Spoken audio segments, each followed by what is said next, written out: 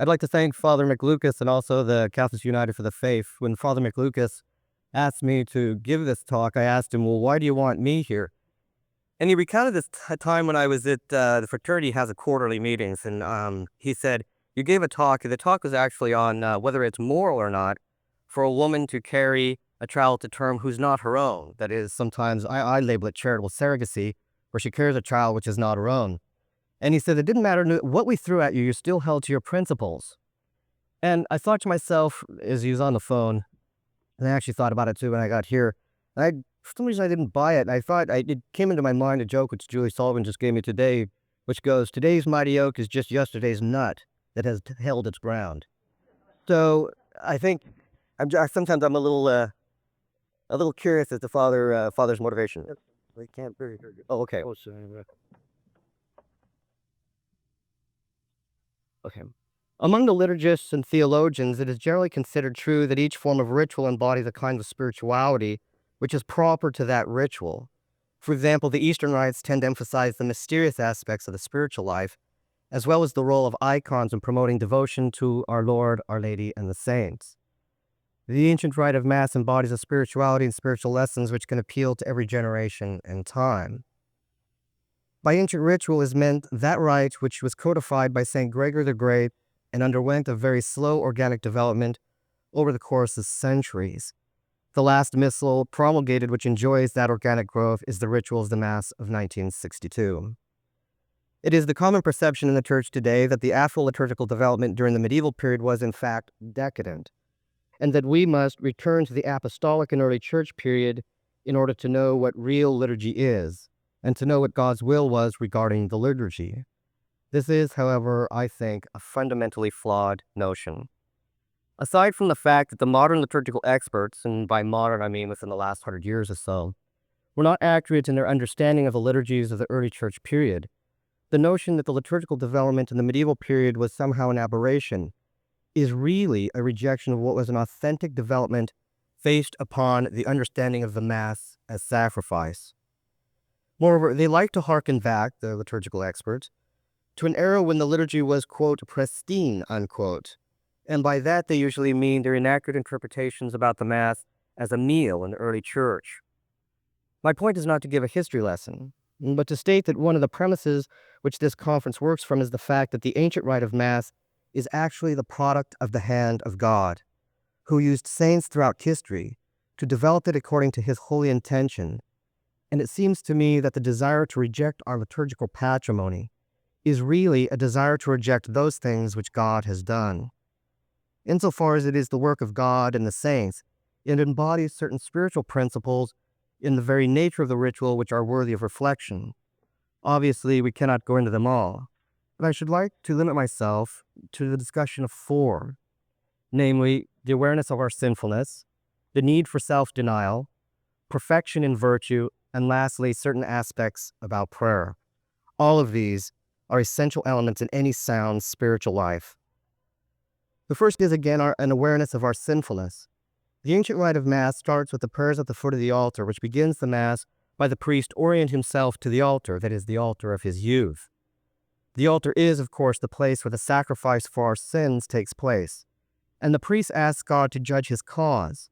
That is, his cause is a just one, in contrast to the unholy people. Immediately, there is a clear understanding that there are good and bad in the world. Since the Confiteor is required at every Mass, the ancient ritual makes it clear to us that we have sinned. A bit more, okay. The ancient rite of Mass is that we have sinned, and the priest and later people confess their sin not just to God, but to the whole heavenly court. That is, the priest and later people confess their sins in order so that they may understand their own sinfulness. The priest himself must confess his sins independently of the people, as an example for the people, but also as a sign that the priest needs to be keenly aware of his own personal sinfulness. The priest asks to be washed and forgiven repeatedly throughout the ritual in order to foster a sense of humility and unworthiness before God to perform the function that he does. No priest who takes a prayer seriously can be overcome with pride. As the priest ascends to the altar, he asks for the sins of the people to be taken away, and then as he reverences the altar, he asks specifically that all his sins be pardoned. There is, of course, the Kyrie, asking for God's mercy. And later before the Gospel, he asks again that his heart and lips be cleansed. Perhaps, however, aside from the Confiteor, the most notable recollection for the priest for his sins is contained in the offertory prayer, the Suscipe Sancte Pater. The priest says during the prayer that he offers the spotless host to, quote, atone for my innumerable sins, offenses, and negligences, end quote. It is necessary for the priest to constantly remind himself of his sinfulness and his proclivity to evil so that he will be motivated to root the sin out of his life. It is also necessary for the priest to do this so that he recognizes his unworthiness to offer the sacrifice and the need to be pure and holy so as to offer it worthily. Since the first step towards sanctified perfection is to be aware of and admit to one's own sinfulness, these prayers are highly important for our spiritual lives as priests. None of us who are aware of the scandals and the sins in the last 40 years associated priests should desire that these prayers be taken out of the offertory. The laity must desire that the priest be sinless, and one of the ways that is facilitated is to recognize in the prayers at Mass that he is offering this Mass not only for the people, but for himself. If a priest has a sensitive conscience and knows that he must remain pure for the sake of offering the sacrifice, then he merits more graces from God for the people. Today people say that as long as the Mass is valid, it doesn't really matter what the state of the priest is. While it is true that a priest does not have to be in the state of grace to validly offer the Mass, nevertheless he has an obligation to be as holy as possible in order to merit more for those under his pastoral care. There are two kinds of merits in the holy sacrifice of the Mass. The first is our Lord's own sacrifice, in which by the hands of the priest he has offered an expiation for our sins to God the Father. Here we are referring to the fact that the Mass is the participation in the sacrifice of Calvary, and the merit flowing from this sacrifice is infinite, since that which is offered is infinite.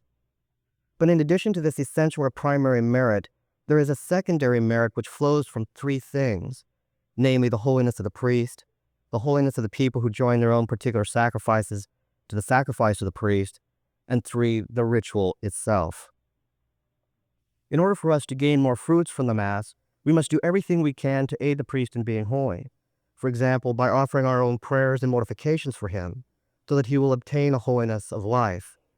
But this is only possible when the priest is constantly reminded of his ability to fall into sin if he does not rely on the grace of God.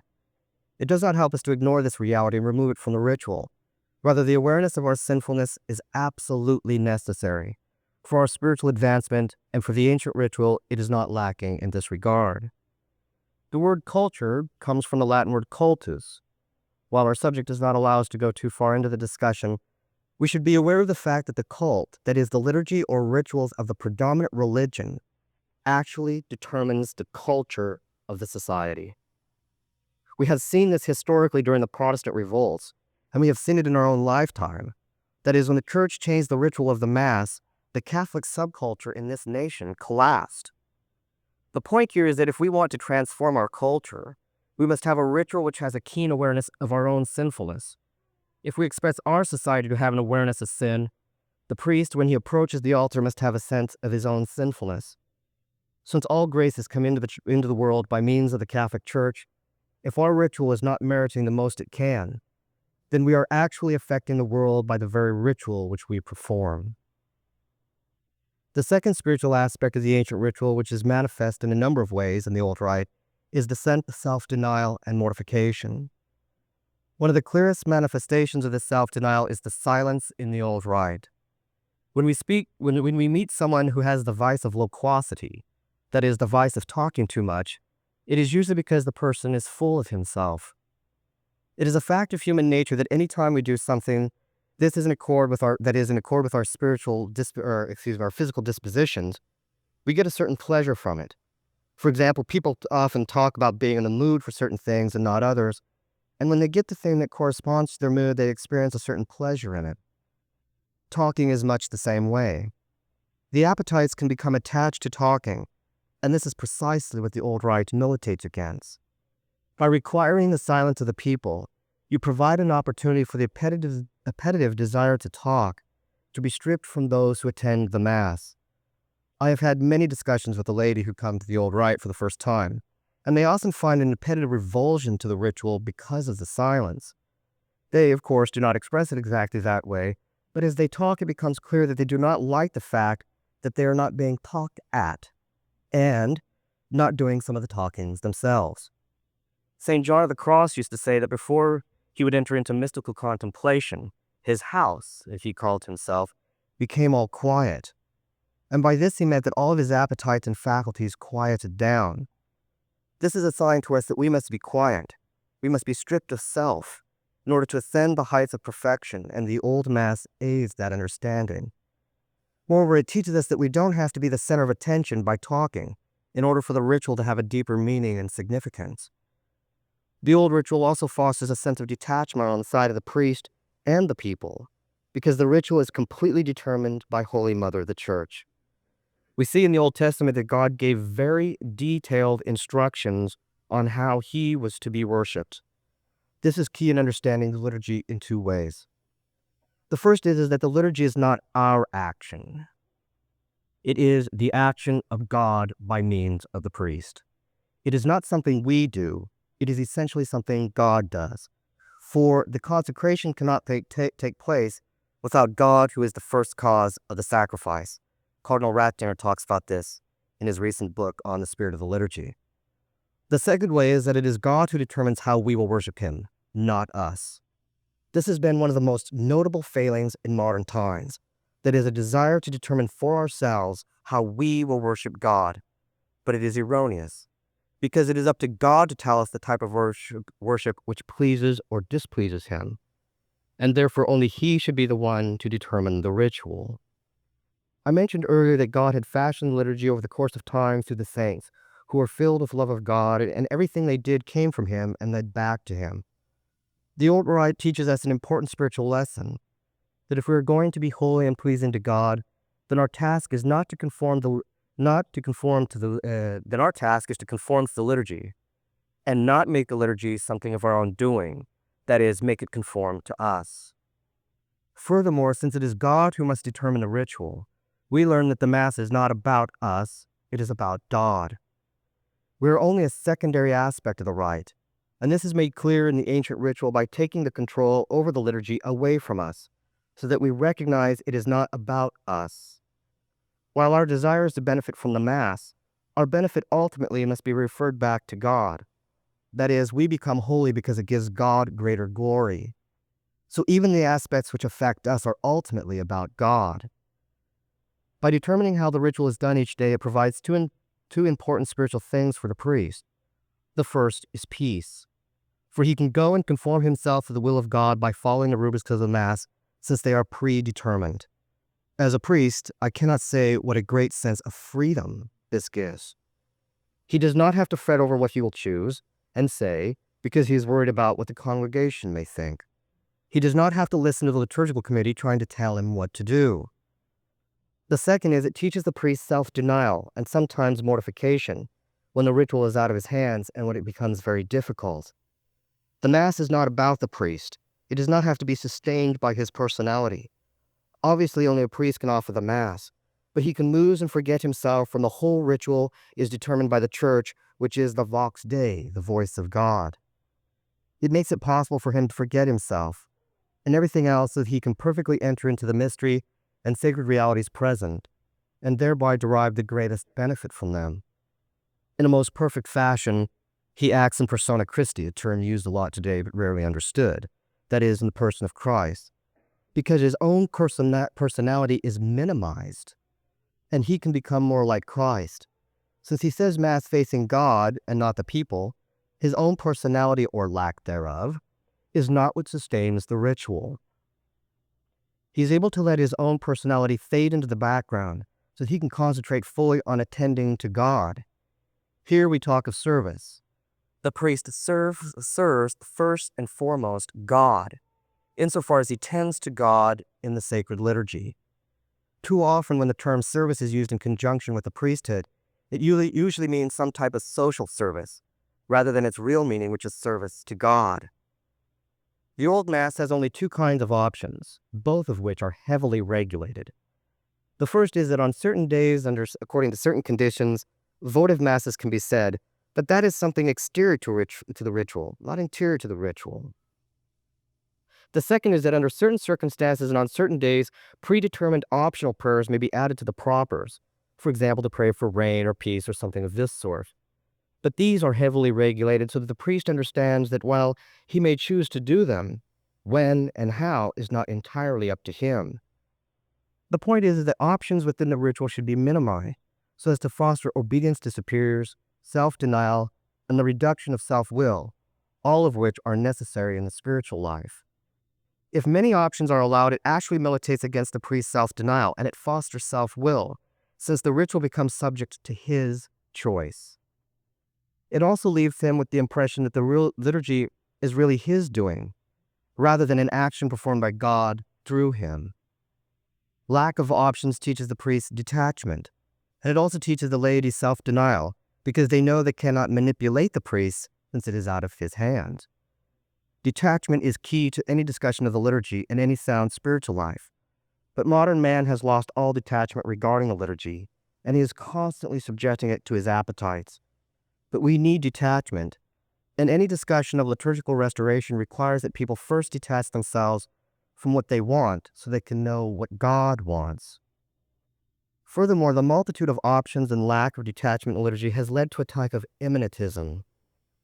Immanentism is a philosophy or notion which holds that everything of importance is about us and comes from us.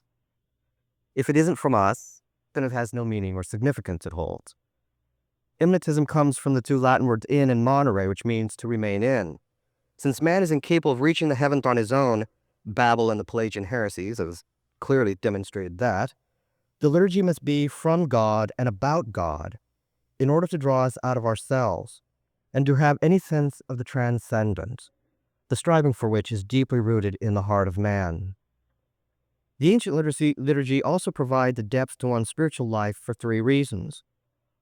The first is that it takes us out of ourselves and brings us to God. If we remain in ourselves and if we fashion a liturgy which is at our whim and about us, then we are doomed to shallowness and superficiality. Rather, insofar as the liturgy is out of our hands, we recognize that it is beyond us, it is mysterious, and insofar as it is about God, it can forever be contemplated. The second is that it is founded on tradition. Tradition provides a mechanism in which man can abandon himself to God who fashions the tradition over time, rather than taking control of it ourselves and jettisoning the tradition. In other words, tradition provides a mechanism by which the spiritual and liturgical patrimony of the saints can be given to each generation who can use it to their spiritual benefit. Like someone who does not know his historical roots and therefore does not know himself, modern man has chosen to reject a liturgical tradition and replace it with himself, only to be lost in self and never truly to understand himself. Tradition provides a way for the young to ground themselves in the wisdom of the past, and this not only applies to cultural things but to the liturgy and spiritual life as well. The third thing which the ancient liturgy provides is repetition, a dirty word by modern standards. Now, modern man has rejected repetition, and that is because he is fixated on novelty. Novelty, of course, gives our appetites delight, but it is not the basis of depth. To enter into something in depth requires time and repeated considerations of a thing. Well, repetitio mater discendi, as we say in Latin, repetition is the mother of learning. And this not only applies to learning in general, but to our spiritual lives, that is, learning the things we need to learn in our spiritual lives as well. By repeating a prayer, the meaning of the prayer becomes more known to us, and therefore is able to be entered into more perfectly and with greater depth. Since the ancient rite does not allow for novelty but repetition, it provides a way in which people can focus on the mysteries present rather than the new things which are constantly popping up. With the silence quieting our faculties and the repetition of each Mass, we are able to more perfectly enter into and participate in the mysteries of the Mass.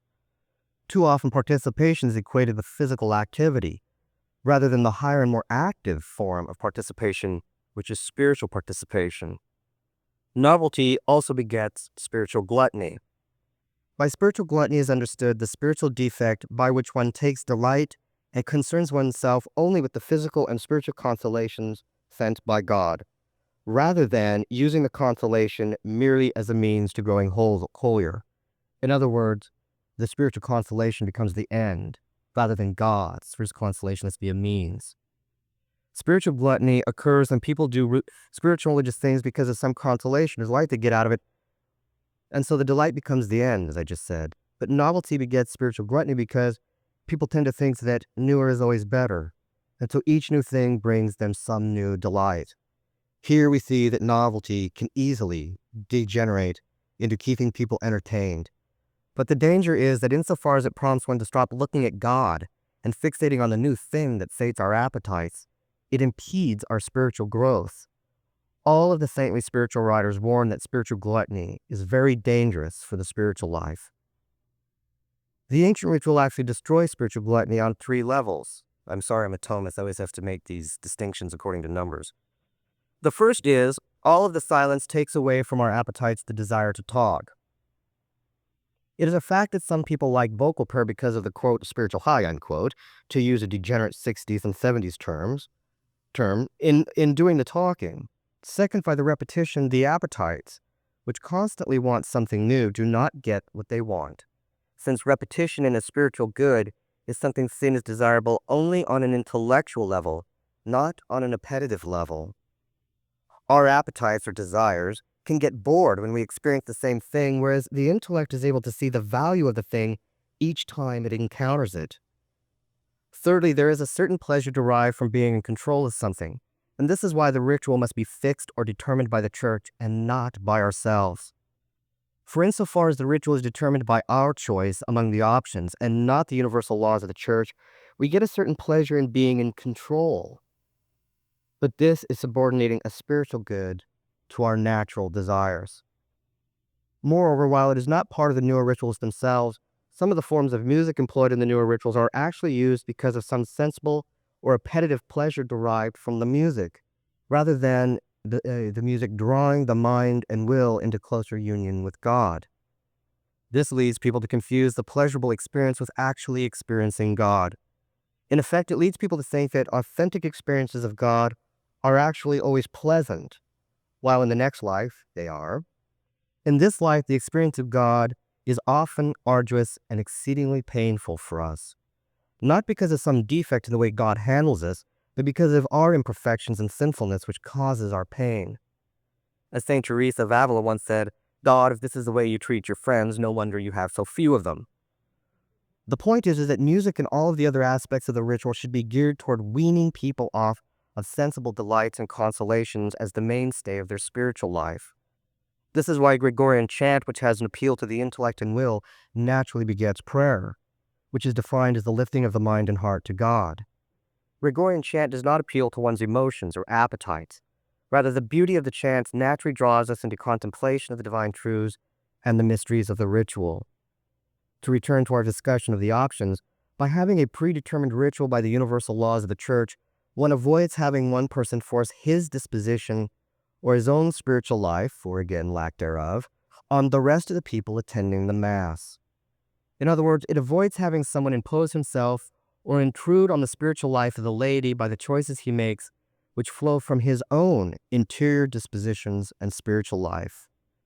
Since people are naturally dispositionally different, when the ritual becomes the product of one individual or even a few within a group, it loses its spiritual appeal to the rest who do not share the same dispositions, whereas the ancient ritual avoided this by determining the ritual itself. This ensures that the liturgy remains authentically Catholic. By this, I do not mean the often heretical things that are introduced nowadays by priests who should know better. Rather, I mean that insofar as the options flow from a particularization of the ritual, it ceases being Catholic in the universal sense. One of the advantages of the ancient ritual is that it does not matter which parish you go to, it is the same. In fact, in an age of hypermobility, it seems imprudent to have changed the ritual at all. I realized this when I went to Rome and attended Mass in Italian. Had the Mass been in Latin according to the ancient rite, I would have felt right at home at the Mass. But instead I was left with the impression that I was merely an onlooker from the outside, to use a modern liturgical phrase. This is why Latin and a fixed ritual allows the Mass to have a universal appeal, because one can attend it in every country, every parish in the world, and still feel right at home. While we may not understand the homily or the sermon, nevertheless, one can enter into the ritual in the same depth and fervor that one can at one's own home parish because the Mass is the same. This also avoids the unfortunate problem of people parish shopping, which of course is verboten in the old rite, or I should say in the old code, because they're trying to find a priest whose choice of Mass options fits their own dispositions. Latin also provides a form of self-denial by taking the translating of the ritual out of the hands of questionable agencies. Inclusive language is a classic example of what I've been describing, namely, is a desire of a small group to impose on everyone else their own spirituality. The desire for inclusive language is a manifestation of the expectation that the ritual should conform to them rather than they to the ritual. Latin destroys this because, as Pope John the 23rd says in Vitrum Sapientia, all people are equal before the Latin language. Latin forces a type of self-denial on us because we can't manipulate the language to our own ends. It voids the inclination of the priest to ad lib by foisting his own personal disposition on those attending the Mass. Instead of making the Mass something painful to attend because of its particularities, it should be something of joy into which you can go to Mass at any time and know what you're getting. Furthermore, the Latin, the fixed rubrics, all of these things strip us of ourselves so that we can become nothing. St. John of the Cross often noted that we must be nothing so that God can become everything in us. Or as in the words of St. John the Baptist, which has already been quoted today, we can apply them to the ancient ritual. We, or I, must decrease so that he may increase. Stripping ourselves of self, which the ancient ritual does, is a requirement for any authentic spirituality. Which brings us to the next topic, namely perfection in virtue. The old Mass, insofar as it strips us of self, it humiliates us. Now, every one of us suffers from pride, and so this humiliation is necessary. Moreover, by not allowing us to have control over the ritual, we will not go to extremes in our actions, and this begets neatness, which is the virtue by which one does not go to extremes in one's reactions or actions. I have heard countless stories of laity and priests being furious after attending a new ritual because of what the celebrant did. The priest should not be the cause of anger during the Mass, and by being the cause of anger, the priest actually erodes the meekness that is the virtue of the laity. Having a fixed ritual, provided the priest follows the rubrics and says it Mass reverently, minimizes the chance that the priest will anger the laity, and so the old rite assures meekness. Humility is the root virtue in the concupiscible appetite, that it is the thing which inclines us towards bodily good. Humility, which I was very delighted in Dr. Hildebrand's discussion of it was very beautiful, is the virtue by which one does not judge oneself greater than he is. St. Thomas Aquinas tells us it is the root virtue of all the other virtues, and no other virtue can exist without it. The old Mass roots out pride and begets humility because it is not our action, our product, but the product and action of God. Moreover, by coming up against the mysterious which for us in this life is insurmountable, it naturally causes in us a sense of our littleness in comparison to God. This in turn tempers the way we behave because we are in the presence of someone who causes awe, which is an overwhelming feeling of wonder or admiration. Awe naturally causes us to stop and to consider ourselves in the light of that which is awesome.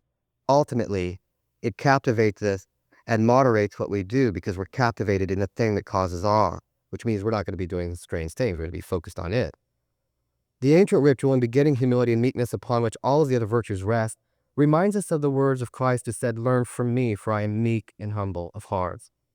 In other words, I conform myself to the truth. I am not proud and do not judge myself greater than I am. I do not go to extremes in my reaction, and this is what we must desire in any ritual. And that's what is almost here when you hear the ritual being said. The ritual should speak to us not in our own words, but in the words of Christ, and in the ancient ritual, this can be seen to be speaking metaphorically, "Learn from me, for I am meek and humble of heart." Once meekness and humility are in place, the virtue of reverence naturally follows. Reverence is the virtue contained under the more universal of justice, and more particularly religion. It also has a place in another place that primarily is the focus of our talk. It has to do with here, in which one holds in honor and esteems something usually sacred in this case. The ancient ritual helps us to honor those things which are holy because, first, we are humble and recognize the greatness of sacred sayings. Secondly, we approach God in a sense of self-denial and subservient, and in this respect, the ancient ritual excels. For the priest bows his head, genuflects, and humiliates himself often in the prayers, so that God will look upon his actions and be pleased. Fortitude is also taught in the ancient ritual, if for no other way than the fact that it is clear that this is spiritual warfare. At the very beginning, when the priest is asked by putting on the amice, he says, which is interesting because the amice is now no longer required in the new Mass, which makes you wonder if they really think this is spiritual warfare or not. He says a prayer in which he asks our Lord for the helmet of salvation so that he can fight off the incursions of the devil. Also, since the priest is not subject to a liturgical committee in making decisions on what should and should not be done, it strengthens the priest and reaffirms the masculine aspects of being a priest.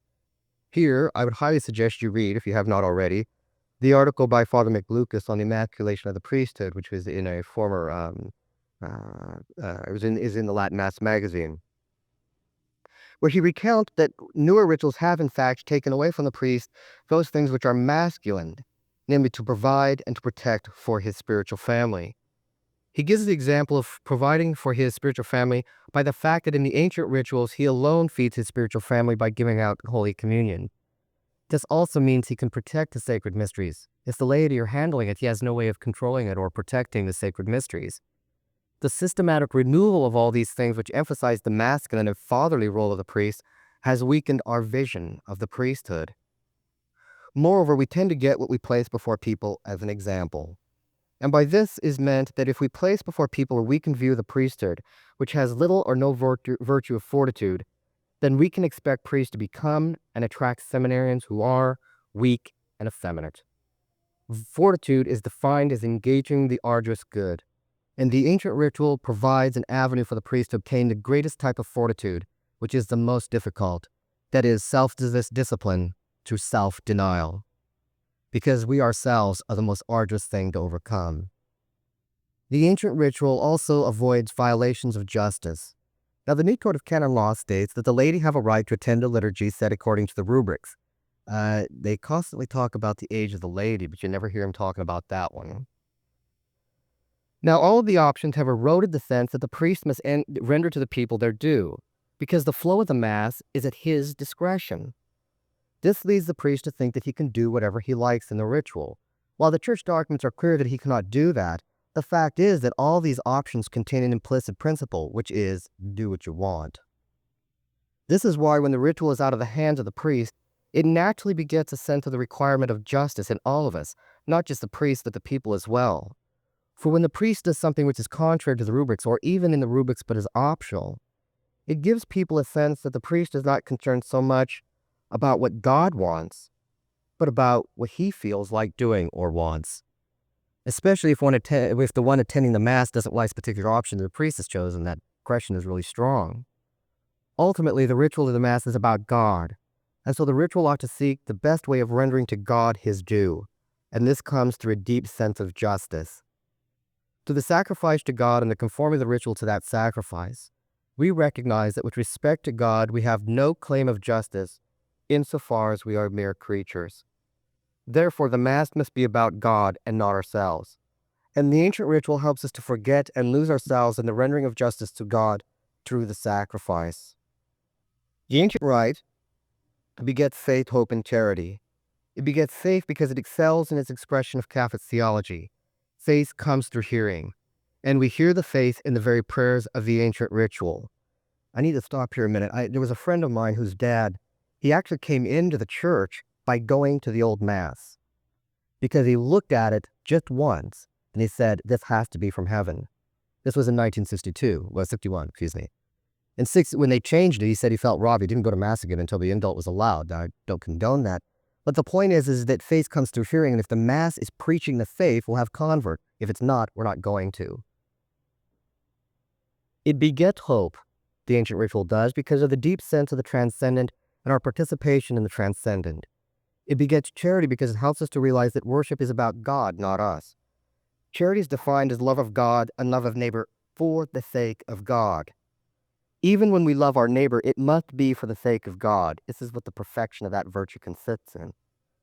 Hence, the ritual helps us to focus everything on God, which gives a proper direction to our spiritual life. Even if this were not the case, the ancient ritual begets charity if for no other reason than it keeps people's imperfections at bay by taking away the ability of one person to impose himself on another, and therefore anger and hurt feelings and the like are averted. The last aspect, which we will have to suffer through in this conference, is ascendancy in prayer. We have already mentioned the silence which is necessary to ascend the heights of prayer. While it is not required for vocal prayer, it is required for mental prayer and the other 7 levels of prayer. Most people never get beyond the first 2 levels. You get a good chance, you should read Jordan Allman's Spiritual Theology. He lays out all 9 levels, and most people never get beyond the first 2. Now, St. Augustine said that no person can save his soul is if he does not pray. Now, it is a fact that mental prayer and prayer in general has collapsed among the laity, and clergy for that matter, in the last 30 years. It is my own impression that it actually has to do with the ritual of the Mass.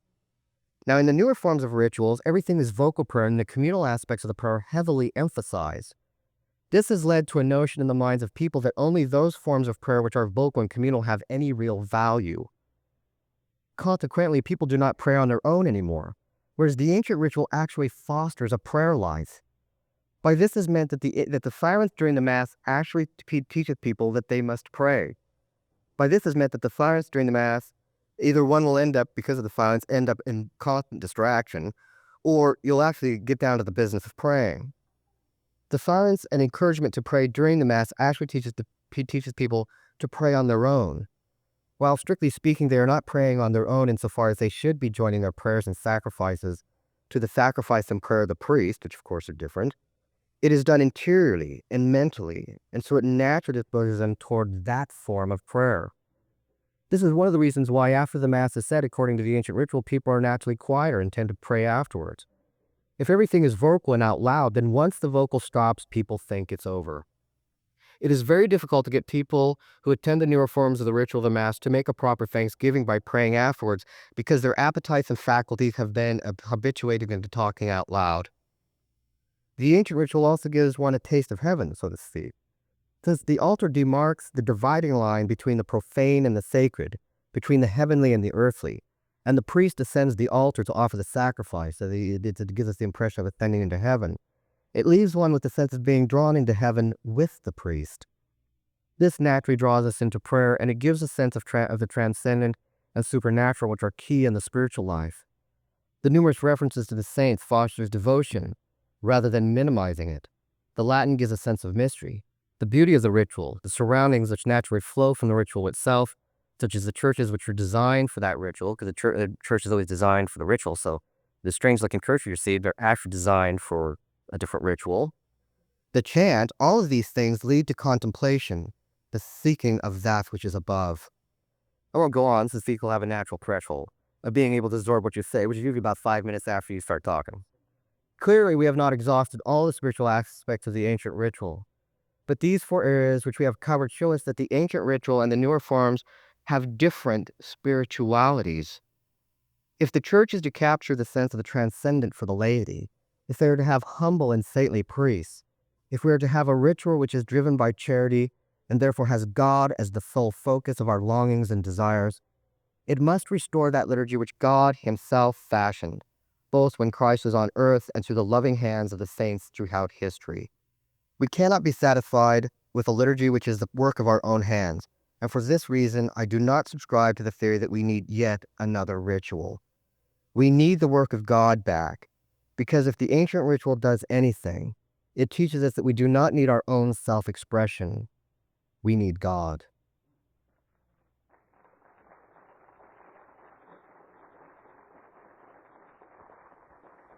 Oui.